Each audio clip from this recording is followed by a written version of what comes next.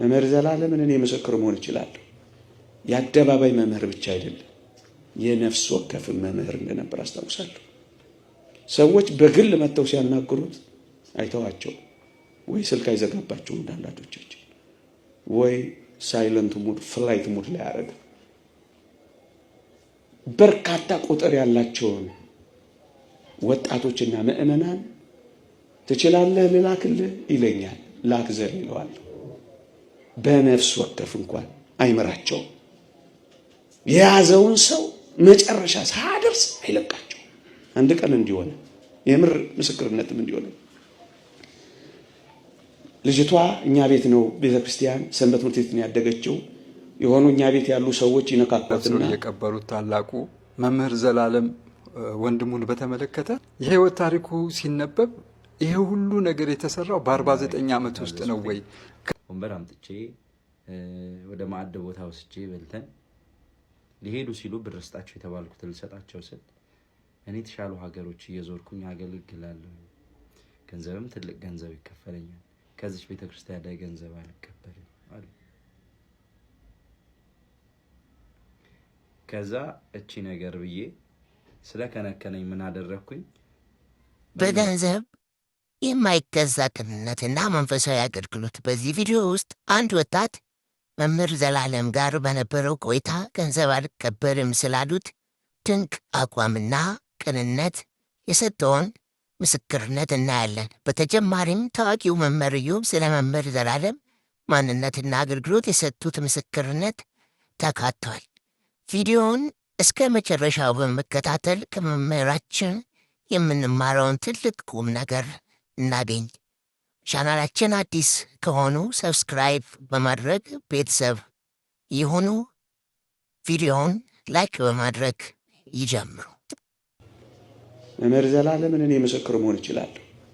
የአደባባይ መምህር ብቻ አይደለም፣ የነፍስ ወከፍ መምህር እንደነበር አስታውሳለሁ። ሰዎች በግል መጥተው ሲያናግሩት አይተዋቸው ወይ ስልክ አይዘጋባቸው እንዳንዳቶቻችን ወይ ሳይለንት ሙድ ፍላይት ሙድ ላይ ያረጋ በርካታ ቁጥር ያላቸውን ወጣቶችና ምእመናን ትችላለህ ልላክልህ ይለኛል። ላክዘር ይለዋል። በነፍስ ወከፍ እንኳን አይመራቸው። የያዘውን ሰው መጨረሻ ሳያደርስ አይለቃቸው። አንድ ቀን እንዲሆነ የምር ምስክርነትም እንዲሆነ ልጅቷ እኛ ቤት ነው ቤተክርስቲያን ሰንበት ትምህርት ቤት ነው ያደገችው። የሆኑ እኛ ቤት ያሉ ሰዎች ይነካኳትና ሙሉ ፕሮቴስታንት ትሆናለች። የዛሬ 5-6 ዓመት የላከልኝን ሰው ነው የምነግራችሁ። እቺ ልጅ ፕሮቴስታንት ናት። መምህር ዘላለም አቦ ሳሪስ አንድ ቀን ሲያስተምር እኔ አላውቅም አለች ልጅቷ። ጊቢ ጊቢ ጊቢ ጊቢ የሚለኝ ነገር አለ አለች። ቀጥታ ስገባ ድሮ የማውቀው አንድ መምህር ሲያስተምር ሰው ሞታለች። ሳላስበው ቁጭ አልኩ አለች። ትምህርቱን ሲጨርስ ሄድኩና አናገርኩት። አላውቀው ረስቼዋለሁ አለች። እሱ ማን ነበር? መምህር ዘላለም ነበር። እዛው ቆሞ እኔ ጋር ደወለ። አንዲት ወጣት ልጅ እልክልሃለሁ፣ እባክህ እቺ ልጅ ተከታትለህ እባክህ አድናት። ልጅቷ መጣች። ጥቂት ወራት ተማማር። ዛሬ ጥሩ ኦርቶዶክሳዊ ሆናለች ልጅቷ። ግን ያቺ ምሽት አስቧት። እንደዚህ በነፍስ ወከፍ ፍሬ የሚያፈሩ እነሱ አርፈዋል። እኛ ግን ብዙ የቤት ስራ ተሸክመናል። የኛን ሁሉ የቤት ስራ ተሸክሞ ሲተጋና ሲለፋ የነበረ ሰው አሁን ደግሞ ጥቂት ይረፍ፣ ጥቂት ይረፍ፣ ጥቂት ረፍ ይበል። ብዙ ዘመን እንደኖረ ሰው አይደለም፣ ግን የብዙ ዘመን የኖረን ሰው ሸክምና ስራ ሁሉ ደራርቦ ለብዙ ሰው የሚሰጠውን ፕሮጀክት አሳይመንት ራሱ ብቻ ሰርቶ በጸጥታ በዝምታ አሁን እኛ ሸክም ተሰጥቶናል። እንደሱ አይነት ትጋት እንኳን ባይኖር ጥቂት ደግሞ ብንሰራ እንደነዚህ በነፍስም እንደዚህ እስከ መጨረሻው እየተጨነቀ እያገለገለ የነበረውን ወንድም ጥቂት ደግሞ በረከቱ እንድንሳተፍ እንድናገለግል አንድ የሆነ የዘመናችን ሌላ ትልቅ በግሌ እኔም ወደዚያ ዘመን ያክል 30 ዓመት ያክል ቅድም ያልኳችሁን ሰው ነጋሽ ግርማን ጨምሮ አይቻለሁ እና ሸክም እየጫኑብን እየሄዱ በግሌ ይሰማኛል። በረከታቸውን ግን ያሳደረብን እነዚህን ጥሩ ምንጮች መምህር ዘላለም ወንድሙን በተመለከተ የህይወት ታሪኩ ሲነበብ ይሄ ሁሉ ነገር የተሰራው በ49 ዓመት ውስጥ ነው ወይ? ከ49 እድሜው እኮ ነው ያው 30 ምናምን ዓመት ነው ያገለገለውና በዚህ ጊዜ ውስጥ ሁሉ ነው ወይ ይሄንን ያገለገለው የሚል ጥያቄ ስታነሱ 100 ዓመትም የማይበቃው ጸጋ ተላብሶ ታገኙታላችሁና ይሄ ትልቅ በረከት፣ ይሄ ትልቅ መታደል ነው። ይሄ በአደባባይ ይፋ ሆነ። ከዚህ ውጪ ግን ዛሬ እኔ ሼር ላደርጋችሁ የፈለኩት ካህናትም ወዳጆችም ብዙ ሰው የማያውቀውን አንድ ሚስጥር ነው። አንድ የመምህር ዘላለም ቤተሰብ አለ። መምህር ዘላለም ይህንን ቤተሰብ የተዋወቀው ከዚህ ቤተሰብ ጋር ግንኙነት የጀመረው የዛሬ 6 ዓመት በሆነ አንድ አጋጣሚ ነበረ። የዛሬ 6 ዓመት አካባቢ ቂርቆስ ቤተክርስቲያን አገልግሎት ነበረውና እዛ ከመሄዱ በፊት መኪናውን ማስተካከል ስለነበረበት ቦሌ አካባቢ ወደሚገኝ አንድ ገራጅ ጎራ ይላል። እዛ እንደደረሰ ትንሽ ቆይቶ አንዲት ብላቴና እየተጫወተች ነበረችና መምህር ዘላለም ብላ እየሮጠች መጣ። ትጠመጠምበታለች። ይደነግጣል። ማን ልበል ስምሽን ሲላት ስሟን ትነግረዋለች። ትርጉሙ ምንድነው ብሎ ይጠይቃታል። ጸዋሪ ተፍሬ ትለዋለች። በጣም ይገረማል። አንዳንድ መንፈሳዊ ጥያቄዎች ሲጠይቃት የምትመልስለት መልስ ይገረማል። ይህ ሁሉ ነገር እንዴት ልታውቅ ቻለች ብሎ እስቲ አንቺን የወለዱ ያሳደጉ ወላጆችሽን መተዋወቅ ፈልጋለሁ እስቲ ጥሪልኝ ሲላት እናቴ ብቻ ነች ያለችው ትለዋለች። እሺ እሳቸውንም ቢሆን ጥሪልኝ። እንዴ ልጅ ነች እኮ ምናምን ትለዋለች። እሺ ጥሪያት። እናት ስትመጣ መምህር ዘላለም ነው። መምህር ዘላለምን የምታውቀው ከልጅነቱ ጀምሮ ነው። በ12 ዓመቱ እንደጀመረ አገልግሎት ሁሉ የነገረችኝ እሷ ናት። እና ስታየው ፈጽሞ አልጠበቀችም። እና ያ ቦታ ያ ገራጅ ለካ የዚህች እናት ቤተሰቦች ለገራጅነት ያከራዩት ቦታ ነው።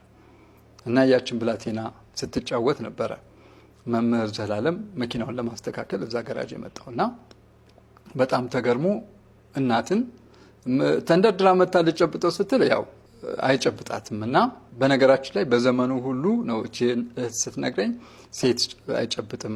እኔ ለምሳሌ ጨብጦኛ አያውቅም ነው ያለችው። መምህር ዘላለም እባክህ ጨብጠኝ ስትለው እግዚአብሔር ይስጥልኝ ምናምን ነገር ብሎ ነው የሚሄደውና አይጨብጥም። እና የዛለት የጠየቃት ጥያቄ ምንድነው? እንዴት አድርገሽ ብታሳድጊያት ነው? እንዴት አድርጋችሁ ብታነጿት ነው ብሎ ሲጠይቃት አንተ እኛን ባሳደግበት የእግዚአብሔር ቃል ነው ያሳደግናት፣ ደሞም ይገባል ግዴታም አለብን፣ እንደዛ ነው ያሳደግናት ትለዋለች። በጣም ይገረማል። የት ነው የምትማሪው ብሎ ሲጠይቃት ቦሌ አካባቢ በጣም ውድ ትምህርት ቤት አለ እዛ ትጠቅስለታለች።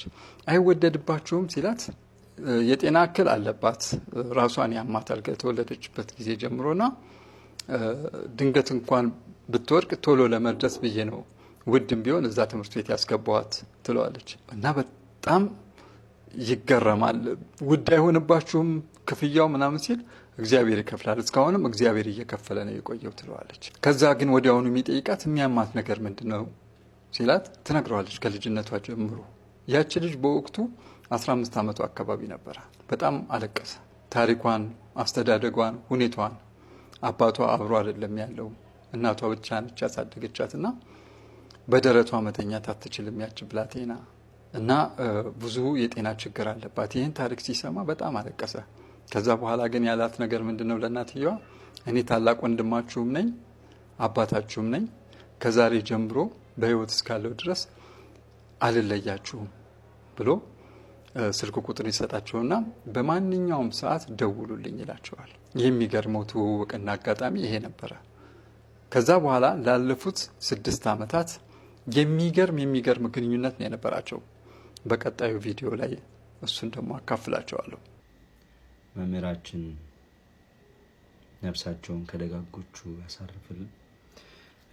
መናገር የምፈልገው አንድ ነገር ምንድነው፣ አንድ ቤተ ክርስቲያን ውስጥ ስሙን የማልጠቅስበት ደብር ለአገልግሎት መጥተው ነበር።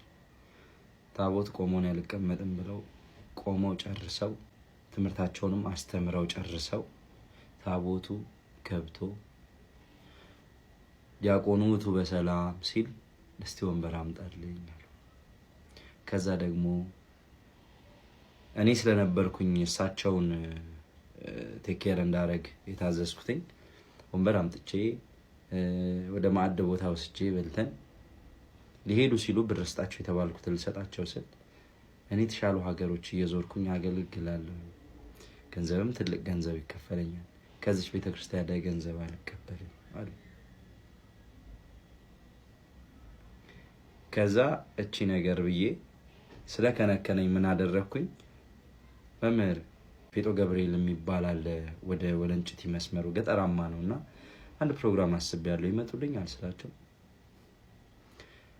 እኔ ስራዬ ማገልገል ነው፣ አንድም ሰው ኖረ ሁለትም ሰው ኖረ ምንም ኖረ ከጠራኝ እመጣለሁ ያገለግላለሁ አሉ። አያችሁ። ስለዚህ አብሯቸው የሚያገለግል አንድ ዘማሪ ልጥራ ብዬ በቅርብ ጊዜ እውቅናን ያገኘ አንድ ዘማሪ ኔትወርኩ እንዴት ነው አለኝ። የመጀመሪያው አሪፍ ነው በጣም እሺ፣ ጥሩ ሆቴል ያዝልኝ በእናትህ እሺ አቤል አለኝ። እሺ አልኩት። ከዛ እንደዚህ እኮ አለኝ ብዬ ስላቸው ለመምህሩ አዎ ሁሉም የራሱን ነው የሚኖረው፣ እኔም የራሴን ነው የምኖረው፣ እሱም የራሱን ነው የሚኖረው። ስለዚህ ሰዎች እንዲያሉ ብለህ ልብህን ትዕቢተኛ እንዳታደርገው። ሁሉም ሰው እግዚአብሔርን የሚወድበት መንገድ ይለያያል። እኛ ቤተክርስቲያን እናድራለን፣ ችግር የለም አትጨናነቅ አሉ። ሞት በሌባ ይመሰላል። ሞት እንዳለብን እናውቃለን። መቼ እንደምንሞት አናውቅም። የት ቦታ እንደምንሞት አናውቅም። እንዴት እንደምንሞት ምክንያቱን አናውቅም። አንድ ነገር ግን እናውቃለን፣ እንደምንሞት ግን እናውቃለን። በስጋ ዛሬ ወጥቶ መግባት የለም፣ ተቀምጦ መነሳት የለም። ዘመኑ እጅግ አጭር ነው። እድሜያችን ከሸማኔ መሮያ ይልቅ እየቸኮለ ነው። ከሚሮጥ ሰው ይልቅ እየፈጠነ ነው። ተሰባሪ ሽክላዎች ነን። ስለዚህ ተዘጋጅተን መኖር መልአከ ሞት መጥቶ ግድግዳ አካላችንን ምጾ ነፍሳችንን ከስጋችን ለይቶ እንዳይወስዳት ጊዜው አሁን ነው። ከሞት በኋላ ሃይማኖቴን ላጽና፣ ምግባሬን ላቅና፣ ንስሐ ልግባ፣ ትሩፋት ልስራ፣ ስጋው ደሙን ልቀበል ማለት አይቻልም። ስንቶቻችን ተዘጋጅተናል? ስንቶቻችን ተመልሰናል? ከኛ ጋር እኮ መንገድ ጀምረው በመኪና አደጋ እዛ መንገድ ላይ የቀሩ ሰዎች እኮ አይጠፉ። ከቤት ስንወጣ እኮ መንገድ ላይ ተደውሎ ወንድም ወይ እህት ወይ አጎት ወይ አክስት አረፈች የተባልን እኮ አንጠፋም። እባካችሁ እግዚአብሔር በሰጠን እድሜ እንጠቀም። ወምንት ተአምሪሁ ለምጽአትከ ወለልቀት ዓለም፣ የመምጣትህና የዓለም መጨረሻ ምልክቱስ ምንድነው? የማቴዎስ ወንጌል ምዕራፍ 24 ቁጥር 3። የሁላችንን መጨረሻችንን አምላካችን እግዚአብሔር በቸርነቱ ያሳምርልን። ቆየ ሰላም እንደምን ቆያችሁ የአባ ሚዲያ ቤተሰቦች። ዛሬ እጅግ ልብ የሚነካና ሁላችንም ሊያስተምር የሚችል ድንቅ ምስክርነት ይዘንላችሁ ቀርበናል። በቤተ ክርስቲያናችን አገልግሎት ውስጥ ቅንነትና ታማኝነት ምን ያህል ዋጋ እንዳለው የሚያሳይ በተለይም በዚህ ዘመን ለሁላችንም አርአያ የሚሆን ታሪክ ነው። ቪዲዮ የሚያጠነጥነው መምህር ዘላለም አገልግሎት ዙሪያ ነው። አንድ ወጣት በሕይወቱ የገጠመውን ፈተና ይዞ ወደ መምህሩ ሲሄድ መምህሩ የሰጠውን መንፈሳዊ ምክርና እርዳታ ብቻ ሳይሆን ወጣቱ ሊሰጣቸው የፈለገውን ገንዘብ እኔ ገንዘብ አልቀበልም በማለት የገለጹበት የቅንነት አቋም ያስገርማል። ይህ ምስክርነት መምህራችን ለገንዘብ ሳይሆን ለነፍሳት መዳን ምን ያህል እንደሚተጉ ትልቅ ማሳያ ነው። ለቻናላችን አዲስ ከሆናችሁ ሰብስክራይብ ማድረጋችሁን እንዳትረሱ። ቪዲዮ ለብዙዎች እንዲደርስም ላይክ እና ሼር ያድርጉት።